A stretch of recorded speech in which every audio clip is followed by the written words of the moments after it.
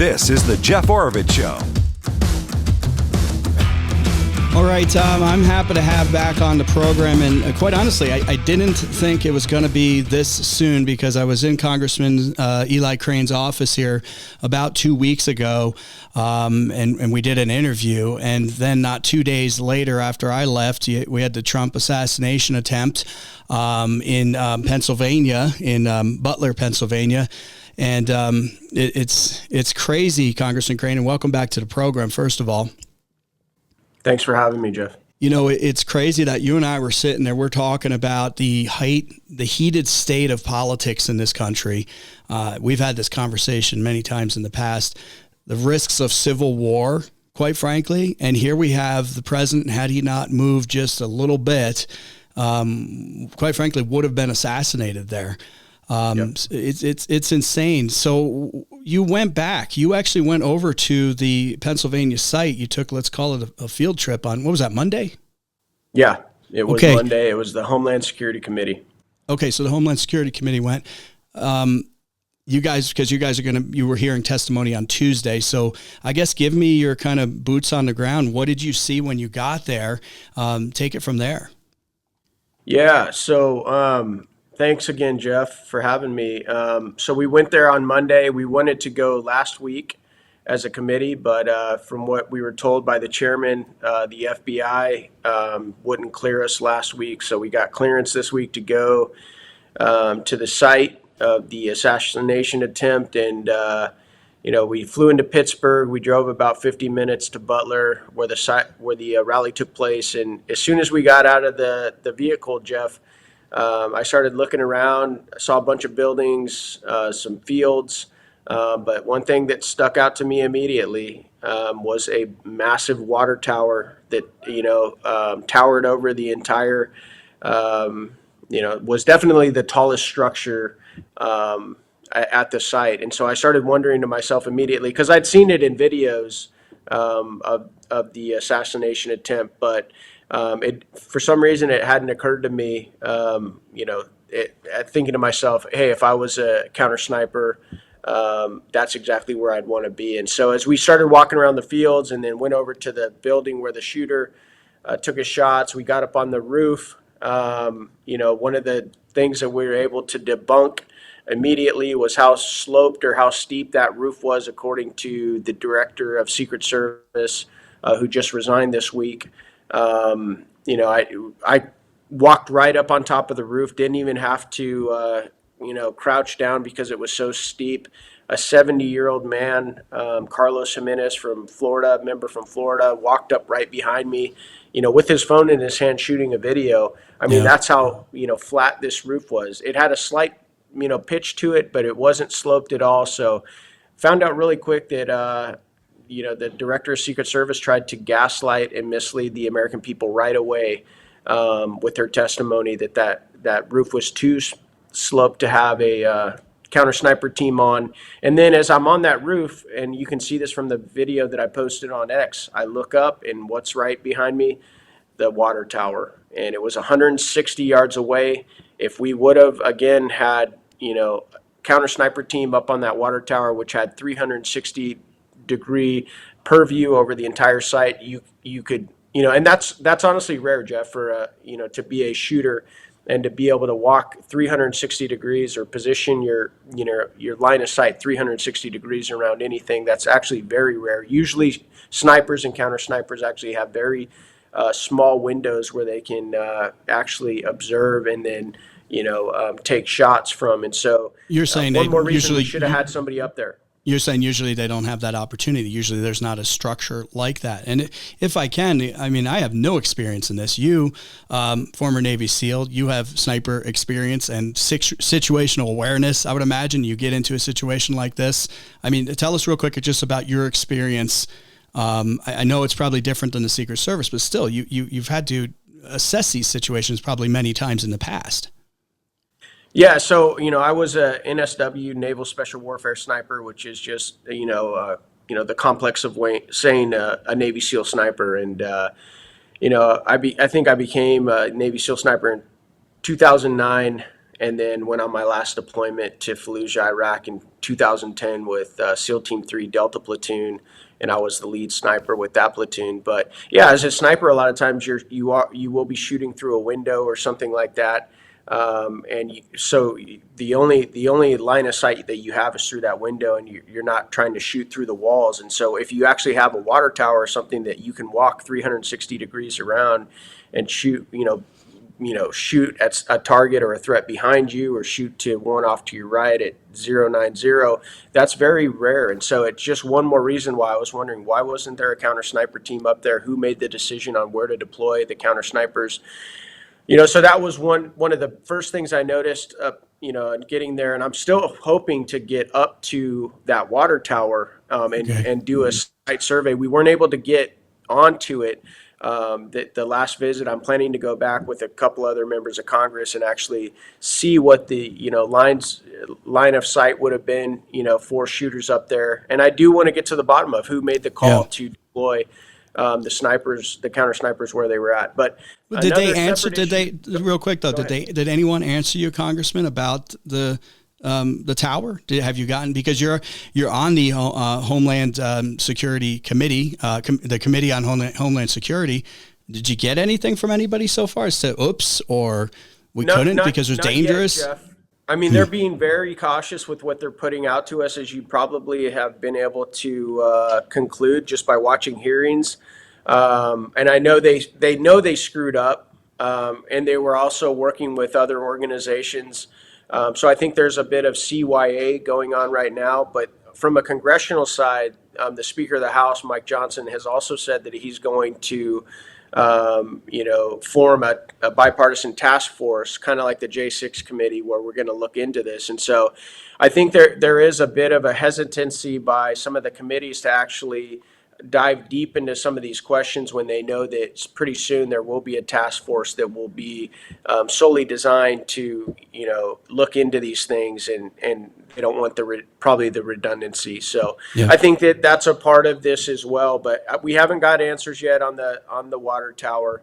But another issue that I do want your listeners, to understand is, in watching videos, many of us wondered, in seeing the rooftop with a building right behind, which would have been directly behind the shooter that took the shot at the president. Many of us wondered, did that building and those windows that I saw, did that have oversight and coverage of the roof? And we got to walk in that 2-story building, and the answer is yes, absolutely. And we also found out by the owner of that building, Jeff, that law enforcement and the Secret Service had full access to that building. And we were also told by the owner of the building where he believed law enforcement units were, what offices they positioned themselves in, because they had air conditioning. And that was something that's consistent with the reporting that we've heard, that, shooters weren't deployed on the roof because it was a warm day or because it was too sloped. So they went inside where it was air conditioned. And I found out that even from there inside, they had full coverage of that roof. So it makes you wonder, when multiple videos are surfacing online of rally goers, people that aren't even supposed to be worried about security, right? Because you got the Secret Service there, you have local, police, local, snipers there. They're supposed to be worried about and just enjoying and listening to the president give his speech. But they're even seeing this young 20-year-old kid crawl up on a roof with no camouflage, completely with a white roof. He's completely silhouetted, easy to see, with a rifle, and people are yelling, "What is this? There's a kid up on the roof with a rifle." With a gun, yeah. And all of us are wondering, why can't these guys that are supposed to be, that have clear purview over this roof, that are actually stationed in a 2-story building right behind it, where the video that I took for people to see showed that it had complete coverage over that roof, why didn't they dispatch that shooter immediately? Well, let me ask you this, and this leads to a question that came up yesterday when you were questioning Colonel, let me get the name correct here, Colonel Paris, who's in charge of the Pennsylvania, is it the troopers or I think it was Pennsylvania State Police. Jeff. State Police. Okay. You were questioning him in the Homeland Security Committee, and you pointed out something that I think, unfortunately, a lot of people are starting to question, and you're getting questions about this as well. Here's what you said during the hearing. Colonel Paris, I'm just going to say it. Are you aware, sir, that many Americans believe this was very likely not a lone shooter, but a coordinated assassination attempt? Have you been getting those messages from people like I have? I have not, sir.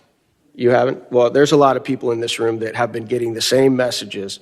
Why do you think that is? Why do you think that a lot of Americans are like, this doesn't add up, this doesn't make sense, guys? How could this many things have gone wrong, right? Like the things I pointed out, a 20-year-old kid, got 150 yards of the President of the United States with an AR-15, flew a drone to conduct site surveillance, was spotted with a rangefinder ranging targets, then lost, had advanced explosive devices on him with no military training.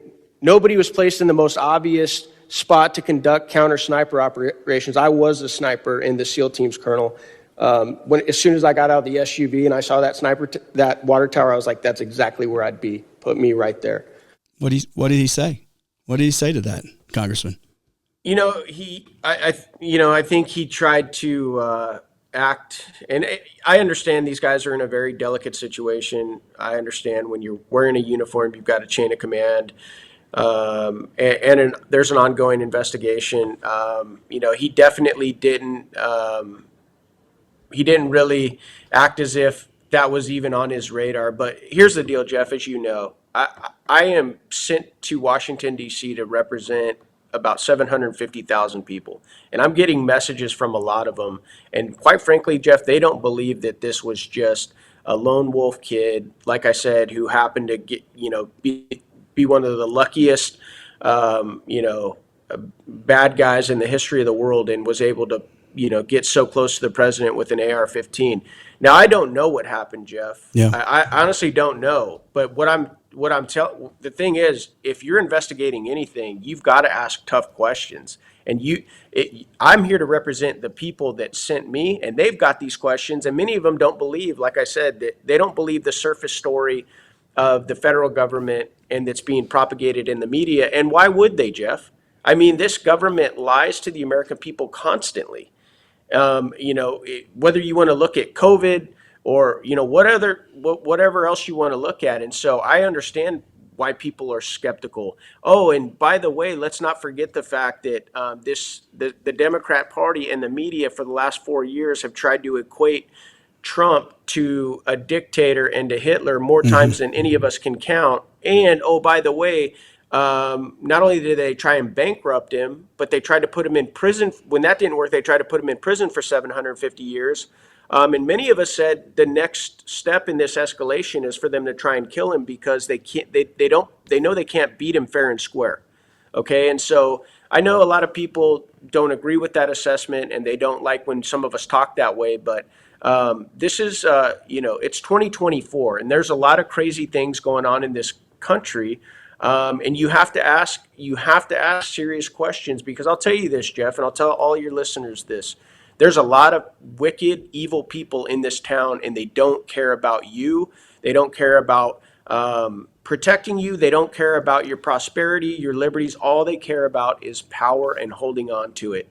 And the sooner the American people understand that, I think, the better they'll understand why they see government officials over and over and over again sell them out. And, is it possible that there's something more to this story than just a kid getting extremely lucky in the worst security operation and execution, possibly in the history of the country? It's possible. Okay, just to be clear, I mean, it's possible that this was blatant incompetence, but you're saying, hey, you can't rule out that there was something more here because we don't know yet.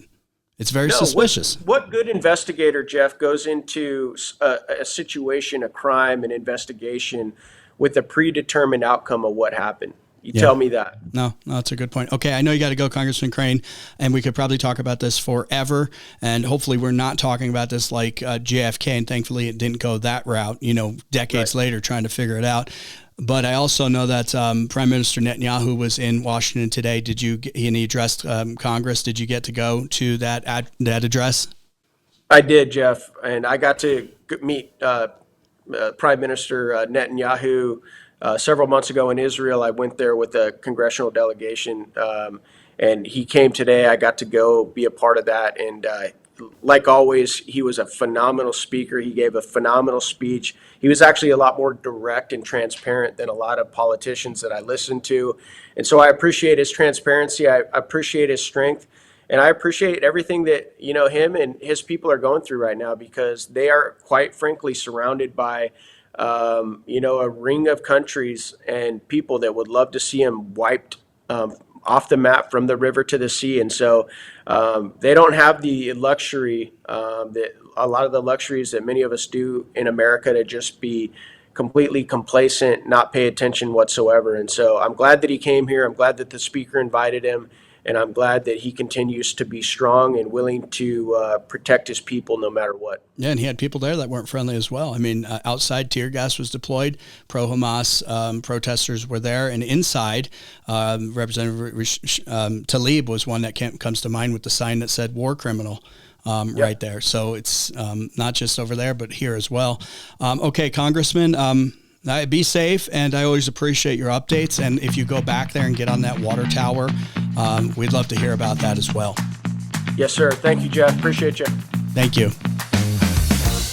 Thanks for watching this video. Thank you to everyone listening on the podcast as well. Do me a favor right now. Please subscribe. I appreciate everybody that's doing it. Subscribe, and share with your friends. If you've already done that, leave a comment. That helps us out a lot, and we'll see you back here real soon.